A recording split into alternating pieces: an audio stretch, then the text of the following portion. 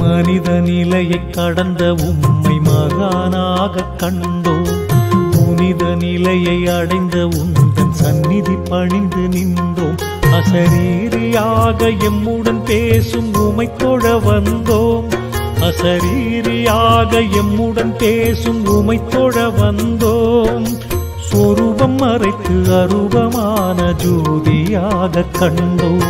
மனித நிலையை கடந்த உம்மை மகானாக கண்டோம். புனித நிலையை அடைந்த உந்தன் சந்நிதி பணிந்து நின்றோம்.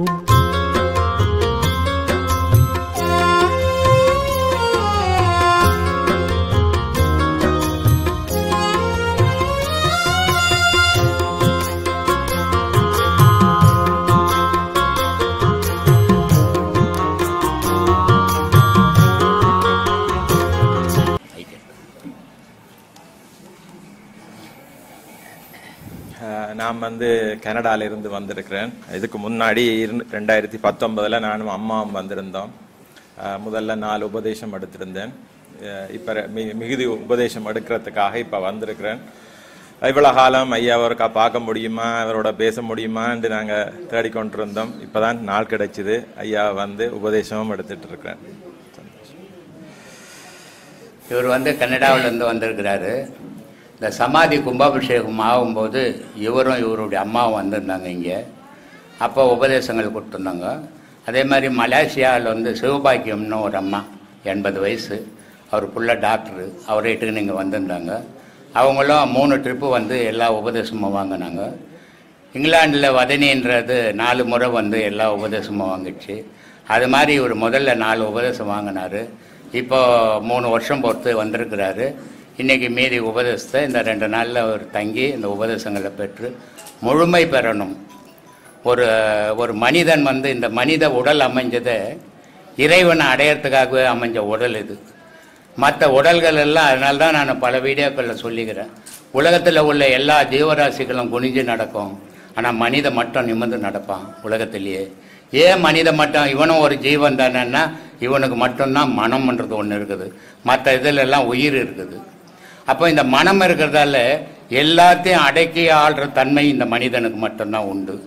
அதே நேரத்தில் இறைவனை அடையிற பக்குவமும் இந்த மனிதனுக்கு மட்டும்தான் உண்டு. இந்த மனித வர்க்கமே இறைவனை அடையிறதுக்காக பிறந்தது. அது என்னமோ உலகத்தில் சாதிக்க போகிறேன்னு செய்துன்னு இருக்காங்க, அது எப்படியோ தெரியாது.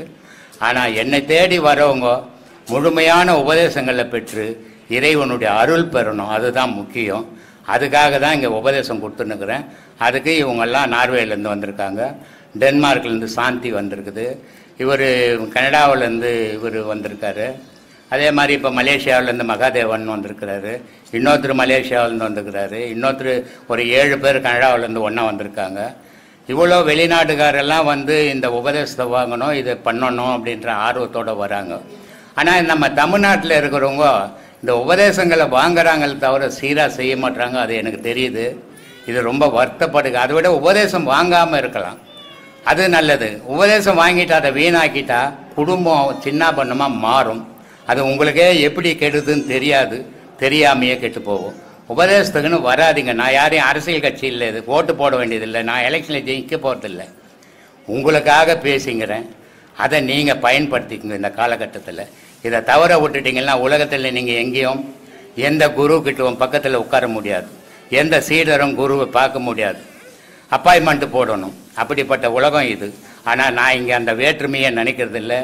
குரு சீடன்றோம் உபதேசம் கொடுக்கும்போது வெளியே வந்துட்டா நீ நானும் ஒன்று தான். ஆணு பெண்ணுன்றதையே நான் பார்க்கறது கிடையாது, ஆன்மாவை மட்டும்தான் பார்க்கறது. அதனால் அப்படிப்பட்ட கலையை கற்றுக்குன்னு அதில் கரையேறுங்க. அதுதான் வாழ்க்கையை உலகத்தில் நடத்தணும். அதே நேரத்தில் இறைவனையும் அடையணுன்ற மன உறுதியோடு வாழ்ந்துங்கன்னா கண்டிப்பாக எல்லாராலையும் அடைய முடியும். அதுக்காக தான் இவ்வளோ கிளாஸ் நடத்தி பேசிங்கிறேன். அதை பயன்படுத்திக்கங்க. சொல்லுங்கள் சாமி.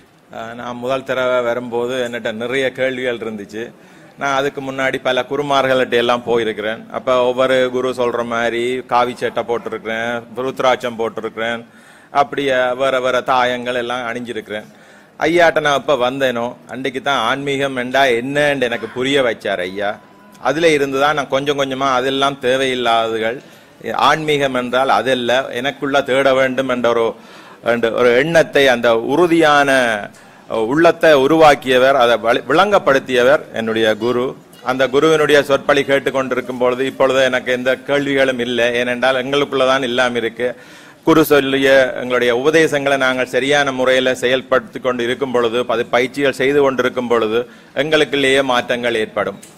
அது மட்டுமல்ல, இந்த குருவை நாங்கள் நினைக்கிற நேரங்கள்ல எல்லாம் என்ன கால் பண்ணி இருக்கிறார் ஐயா. எங்களோட சில உபதேசங்கள் செய்து கொண்டிருக்கிற நேரங்கள்ல எங்கள வர்ற சில மாற்றங்கள் வர்ற நேரங்கள்ல நான் யோசிப்பேன், இன்றைக்கு குரு கால் பண்ணுவாரா? அவர் கால் பண்ணுவார். அது அவர் எப்படியோ அவருக்கு தெரிஞ்சிடும். அது எப்படி தெரியும் என்றதெல்லாம் நான் ஐயாட்ட கேட்கும்போது சொல்லுவார், அதெல்லாம் எனக்கு தெரியாப்ப, நான் உன்ன சும்மா தான் கால் பண்ணேன்னு சொல்லுவார். ஆனா அப்படி இல்லை. அந்த குரு உபதேசம் கொடுக்கறதோடு அவர் நிறுத்தி விடுவதில்லை. அவர் எங்களுடைய ஆன்மாவோடு அவருடைய ஆன்மா கலந்திருக்கும். அது எங்களுடைய பிரச்சனைகள் வரும்பொழுது, எங்களுடைய அறியாமைகள் வரும்பொழுது அதை தீர்த்து கொண்டே இருக்கும். அது உடனடியாகவோ குரு மூலமாகவோ இல்லாட்டி வேற காணொளிகள் மூலமாகவோ எங்களுடைய அந்த பதில்கள் கிடைச்சு கொண்டே இருக்கும். அந்த பெரும் பாக்கியம் எனக்கும் கிடைச்சிருக்குது இந்த குரு. வேற ஒன்றும் சந்தோஷம் ஐயா. இவர் கனடாவில் இருந்து சிவபதின்னு ஒரு வெப்சைட்டு ஆரம்பித்து அதில் என்னுடைய வாழ்க்கை வரலாறையும் என்னுடைய வாழ்க்கையில் அந்த போற்றி பாடலையும் இவர் வெப்சைட்டில் வந்துக்கின்னு இருக்குது. அதை உலக மக்கள் எல்லாரும் பார்த்துக்கின்னு இருக்காங்க. பிரான்ஸில் இருந்து கேள்வி கேட்குறாங்க என்ன 1 மணி நேரம். ஆனால் அவங்க கேட்குறது கேள்வி வானொலி, பிரான்ஸ் வானொலியிலேருந்து கேட்குறாங்க. நான் இங்கேருந்து பதில் சொல்லணும். எல்லாரும் நாளைக்கு என்ன கேள்வி கேட்க போகிறோன்னு முன்னாடி எழுதி கொடுத்துக்கணும். பேசுகிற காலத்தில் எனக்கு படிக்க தெரியாது, எழுத தெரியாது. அதனால் நான் யார் எழுதி கொடுத்தாலும் நான் படிக்கிறதில்லை, நான் வாங்கிறதும் இல்லை. கேள்வி என்னவோ கேளு, அதுக்கு முடிஞ்ச அளவுக்கு பதில் சொல்கிறேன்னு தான் சொல்லின்னுக்கிறேன். அது மாதிரி பிரான்ஸ்லேருந்து அவர் பேர் என்ன, செல்வான்ற ஒரு வானொலியில், பிரான்ஸ் வானொலியிலேருந்து எனக்கு 1 மணி நேரம் கேள்வி கேட்குறாரு. அவர் என்ன கேட்க போகிறேன்னு எனக்கு தெரியாது. ஆனால் அந்த ஒரு முறை அவங்க பிரான்ஸ் ரேடியோ கேள்வி பதில் எடுத்துட்டாங்கன்னா மறுமுறை எடுக்க மாட்டாங்க. ஆனால் அது என்னமோ என்னுடைய நல்ல நேரமோ இல்லை அவங்களுடைய நல்ல நேரமோ தெரியாது. ஒரு முறை பிரான்ஸ்லேருந்து கேள்வி கேட்டு அந்த பிரான்ஸ் ரேடியோ உலகம் ஃபுல்லாக ஒளிபரப்பு பண்ணாங்க. அதில் 1 மணி நேரம் பதில் சொன்னேன். அவர் அந்த செல்வான்றவருக்கு ரொம்ப பிடிச்சி போய் 2வது முறையும் என்னை பேட்டி எடுத்தார். 3வது முறை பிரான்ஸ் ரேடியோவில் 13 பேர் இங்கே நேரடியாக பார்க்கணும். இப்படி இது வரைக்கும் உலகத்தில் யாரும் பதில் சொல்லலை. அந்த பதில்கள் ஆச்சரியத்தை கொடுத்தது. அதை நேரடியாகவே நாங்கள் போய் பார்க்கணும்னு சொல்லிட்டு ஏம் பண்ணி வரதா இருந்தாங்க. எதுவாக போராத காலம் அந்த நேரத்தில் கொரோனாஸ் வந்துடுச்சு. அதனால் அவங்க வர முடியாமல் நிலைமையாகி போச்சு. இப்படி உலகமெல்லாம் இன்றைக்கி கிட்டத்தட்ட 14 கோடி பேர் வீடியோவை பார்க்குறாங்க. ஆனால் எதுக்காக நான் இதை பேசுகிறேன் அப்படின்றத மட்டும் புரிஞ்சிக்க மாட்டுறாங்க. அதில் ஒரு சிலர் புரிஞ்சிக்கிறாங்க, இது எதுக்காக, நமக்காக பேசுகிறாரா இல்லை அவருக்காக பேசுகிறாரா அப்படின்றது. இந்த உலக மக்கள் நான் எப்பவும் ஒரு ஊரை பற்றி பேச மாட்டேன், ஒரு மொழியை பற்றி பேச மாட்டேன், உலக மக்கள் தான் பேசுவேன். ஏன்னா எல்லோரும் மனிதர்கள் தான், எல்லோரும் ஒரு இனம், மனித இனம் தான். ஜாதி மதத்தை நான் பேசுகிறதே கிடையாது. எனக்கு ஜாதி மதத்துக்கு அப்பாற்பட்டவன் நான். அந்த ஜாதி மதம் அப்பாற்பட்ட மனிதன் இருக்கிறான். அவன் பிறந்தது இறைவன் அடையறதுக்காக. ஆனால் உலக வாழ்க்கையில் துக்கமும் சந்தோஷமும் கலந்து கலந்து வரக்கூடியது இயற்கை இயல்பு. ஆனால் இந்த துக்கத்தையும் சந்தோஷத்தையும் தூர போட்டுட்டு அமைதியோடு வாழறது கடினம். அந்த அமைதியோடு வாழணுன்றதுக்காக தான் நான் இன்றைக்கி இந்த உலகத்தில் இவ்வளோ பேசின்னு இருக்கிறேன். இது 40 வருஷமாக பேசின்னு இருக்கிறேன். இந்த ஆசிரமம் கட்டி 17 வருஷமாக பேசின்னு இருக்கிறேன். இது பல கோடி பேர் பார்த்து பல பேர் எனக்கு ஃபோன் பண்ணுறாங்க, பல பேர் வாழ்க்கையை மாறி இருக்குதுன்னு. அது ஒரு சின்ன சந்தோஷம். ஏன்னா எல்லா சாமியார்களும் இன்றைக்கி படித்தவங்க தான், எல்லா ஆன்மீகவாதியும் படித்தவங்க தான். அவங்க பேசுகிற காலத்தில் நான் படிக்காத நானும் ஒரு ஓரம் இருந்து பேசுகிறேன்னு அப்படின்ற ஒரு சின்ன சந்தோஷம். என்னுடைய பேச்சும் இந்த உலகம் எடுக்குதுன்ற ஒரு சந்தோஷம். அதனால் மேற்கொண்டு பேசின்னு இருக்கிறேன். அதை உலக மக்கள் எல்லோரும் புரிஞ்சு நல்வழியில் போங்கோ, இறைவனை வழிபடுங்கோ. நீங்களும் இறைவனும் தான் நிஜம், மற்றதெல்லாம் கண்ணில் கண்ட காட்சியெல்லாம் பொய்யா போயிடும். அதனால் மனைவி செத்தா கணவன் சாவதில்லை, கணவன் செத்தா மனைவி சாவதில்லை, தாய் செத்தா புள்ள சாவதில்லை, புள்ள செத்தா தாய் சாவதில்லை. ஏன்னா எல்லோரும் தனித்தனியாக வந்தோம், தனித்தனியாக போக போகிறோம். ஆனால் இறைவன் மட்டும்தான் நம்ம பிறக்கும் போதே கூடவே பிறந்தான். அதே மாதிரி இறக்கும் போதும் நம்ம கூடவே இருக்க போகிறது இறைவன் தான். அந்த இறைவனை பிடிங்க, மன அமைதியோடு வாழுங்க. அதுவே நான் உங்களுக்கெல்லாம் சொல்கிற அறிவுரையாக இருக்கட்டும். நன்றி. சொல்லுமா.